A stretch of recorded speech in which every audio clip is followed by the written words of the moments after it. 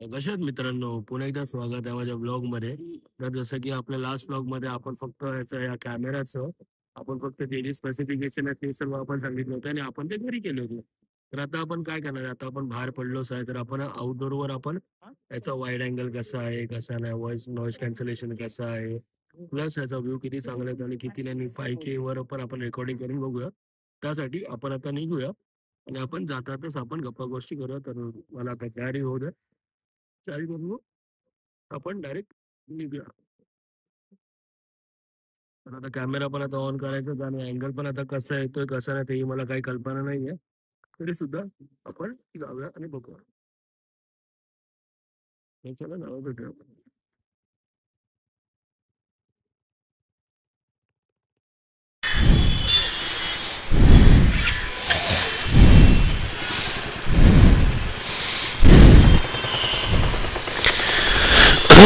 तर आता आपण निघालो तर आहेतच आणि आता पेट्रोल पण कमीच आहे. तर आता आपण सर्वात पहिली गोष्ट म्हणजे पेट्रोल पंप शोधूया. जिकडे पेट्रोल पंप भेटेल तिकडे आधी पेट्रोल भरूया. तर नशिबाने भेटले इकडे लेफ्ट हँड साईडलाच. तर आता आम्ही इकडे पेट्रोल टाकतो. तेव्हापर्यंत तुम्ही लोक हा सनसेटचा टाइम लॅप्स सुद्धा एन्जॉय करा.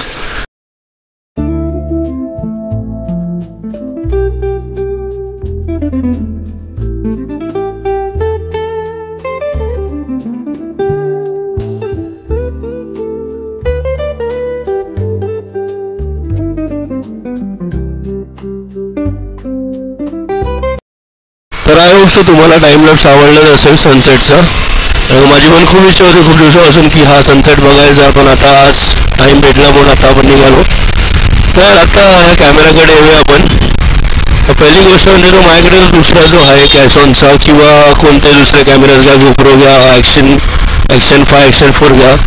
त्यामध्ये कसं एक नॉर्मल व्ह्यू असतो, एक वाईड अँगल असतो आणि एक सुपर वाईड व्ह्यूसुद्धा असतो. पण ह्याच्यामध्ये तसं काहीच ऑप्शन नाही आहे. पण नशिबाने कसं आहे की ह्याच्यामध्ये 170 डिग्रीज तरी आहे वाईड अँगल. तर मग त्याच्यामध्ये आता किती कवर होतं हा माझा पहिलाच रेकॉर्डिंग आहे. तर मला पण एवढी काय कल्पना नाही आहे. पण आता बघू जेव्हा आपण एडिटिंग करू तेव्हा समजेल की हा किती मोठा अँगल देतो आणि किती नाही तो. आणि दुसरा गोष्ट म्हणजे जो माझ्याकडे जो होता आहे तो आता कॅसॉनचा, त्यामध्ये असं होतं की त्यामध्ये एक पुढे एक फ्लॅश लाईटसुद्धा होती. त्याच्यामुळे जेव्हा लो लाईट असेल तेव्हा थोडंफार तरी त्याचा प्रकाश पडायचा. पण याच्यामध्ये तसं काहीच नाही आहे. तरी पण काही प्रॉब्लेम नाही. आता घेतलं तर आहे तर यूज करायचंच आहे. आता आपण पोचलो इकडे माईंड चर्चला. माझ्या राईट हँड साईडला आहे आणि लेफ्ट हँड साईडला मागेच मग तुमच्या बाबाचा दर्गासुद्धा होता. म्हणजे माईंडला अशा 2 गोष्टी आहेत. एक तर माईंड चर्च आहे, दुसरा दर्गासुद्धा आहे. तर ही चांगली गोष्ट आहे माईमवाल्यांसाठी. इनफॅक्ट मी पण स्वतः माईम करत आहे. मला सुद्धा आनंद होतो त्या गोष्टीचा. आता काय इकडे तर आता समोर हा लावला आहे तो आता सनसेटचा टाइमलॅप्स काय आता याच्यामधूनच सनसेटचा टाइमलॅप्ससुद्धा काढला. आता पुढे आता जाऊन आपण आता रेक्लामेशनला जरा थांबूया, थोडा चल करूया, तिकडेच एवढ्या गप्पा गोष्टीसुद्धा करूया. कारण का आज कसाच वीकेंड आहे तर आज ट्रॅफिक पण खूप असणार. मुंड वैताग येतो संध्याकाळच्या टायमाला निघायला सुद्धा. त्यापेक्षा आज कशाच राईड पण नव्हती ना काय, त्याच्यामुळे दिवसभर पूर्ण गप्पा घरीच थांबलो. कारण का गरमी तर एवढी आहे की बाबा घराच्या बाहेर पडायला जीवावर येतं. आणि बाय द वे हा बरं यायला आठवलं, ज्या ज्या लोकांनी 10वी दिली होती यावर्षी त्या लोकांना कॉंग्रॅच्युलेशन जे पास झालेत. तर तुम्ही लोकच आहात फ्युचर आमचा इंडियाचा. ज्या लोकांनी 10वी दिली आणि जे बघत असतील त्या लोकांना किंवा त्यांचे भाऊ बहीण जे कोणी असेल सर्वांना कॉंग्रॅच्युलेशन्स 10th पास झाल्याबद्दल.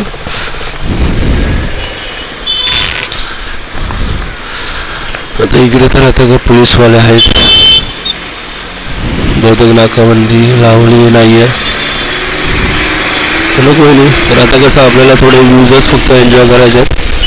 आता जेव्हा आता एडिटिंग करायला बसेल तेव्हा समजेल की याचा कसा असा व्ह्यू देतो आणि कसा नाही तो.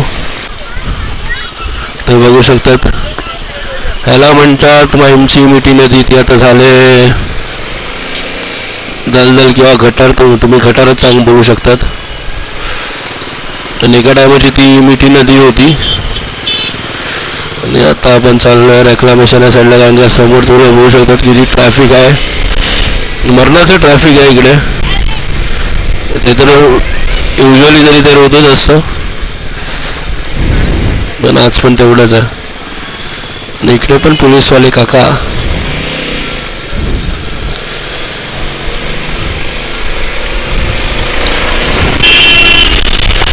हा बघा, एकदम हिरो बनून पटेलीमध्ये हेल्मेट काढतोय. इकडचा व्ह्यूच वेगळीच मजा आहे.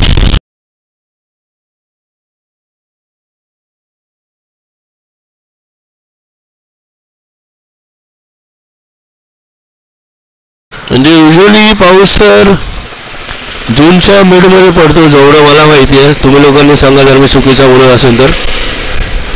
पण ह्या टायमाला तर बाबा मेमध्येच चालू आलं. ते म्हणतात ना, पहिला पाऊस आजारपणाचा, तशी ती अवस्था आता मुंबईकरांची. बाकी कुठे कुठे तर एवढा, कोकणात तर एवढा पाऊस पडतोय. माझा एक भाऊच आता गेला होता राईडला, होता बोलले की आपण पावसाळ्याच्या सुट्टीमध्ये आलं आंबे खायला, हे गणपतीच्या सुट्टीमध्ये आलं ते समजत नाही. एवढा तिकडे तुफान पाऊस पडतो आणि सर्वांची जीव वॅगन झाली आहे तिकडे. पण आता काय निसर्गाला तर आपण थांबवू नाही शकत.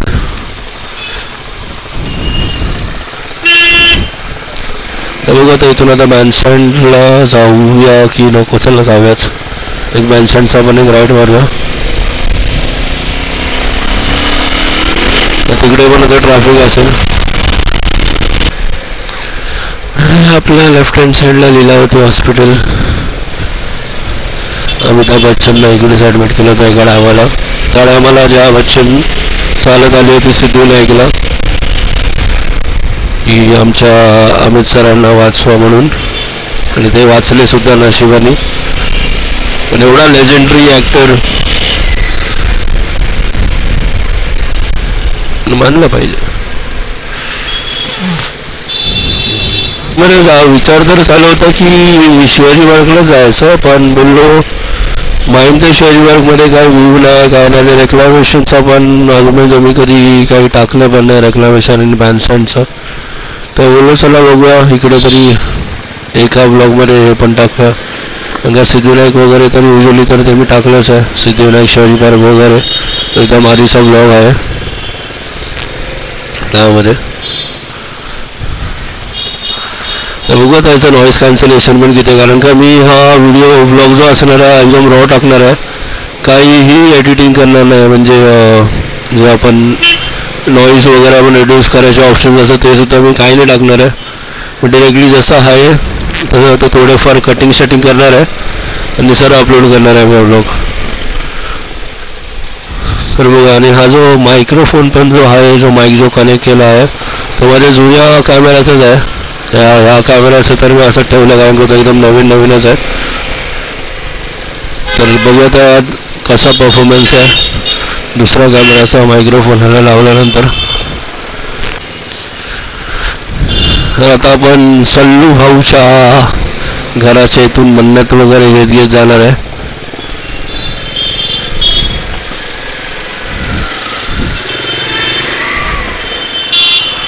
मला तर आठवत नाही म्हणजे किती वर्षानंतर मी या साईडला आलो असेल. कारण का युजली जर मी गेलो तर मी काटेजला जातो. काटेज रोड म्हणून एक आहे जागा इकडे सुद्धा, ती पण एक चांगली जागा. पण कसं संध्याकाळचं तिकडे मोस्टली ते एकदम विचित्र लोक येतात तिकडे. तुम्ही समजून जावा, फुफू करणारी. म्हणून ह्या टायमाला तिकडे जाणं म्हणजे चांगलं. एखाद्या वेळी दुपारी गेलेलं ते परवडतं कारण का कोण नसतं, ऊन वगैरे असतं म्हणून.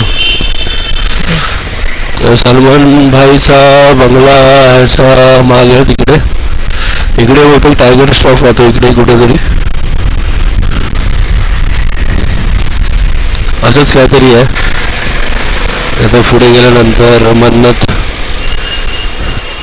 लेजेंडरी ॲक्टर शाहरुख खान यांचं घर येईल. एकदम एवढा मस्त एम्पायर ओपन केलाय. आधी पहिला बंगला, त्याच्या पुढे एक बिल्डिंग. हे खर्चच किती आला असेल.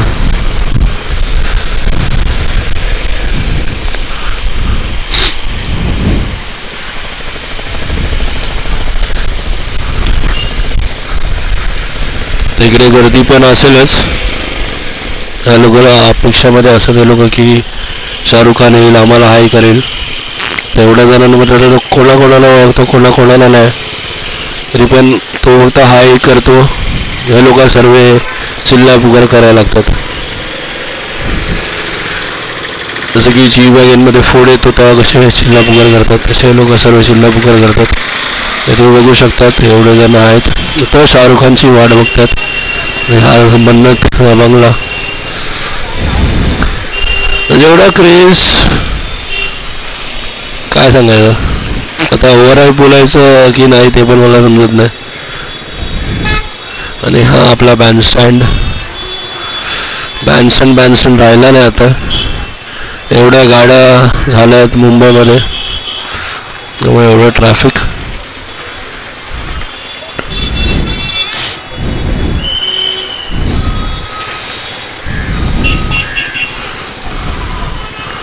इकडे पण बहुतेक सनसेट दिसतो की नाही दिसत आहे.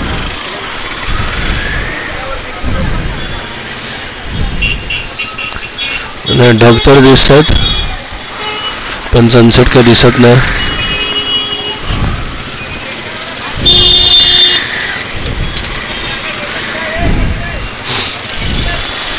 एवढी कुत्र्यासारखी गर्दी यार, त्यामध्ये ट्रॅफिक वेगळा. जे विकेंड म्हणून पब्लिक अशी येते जसं की आपल्या घराच्या बाहेरच आहे सर्व समुद्र वगैरे.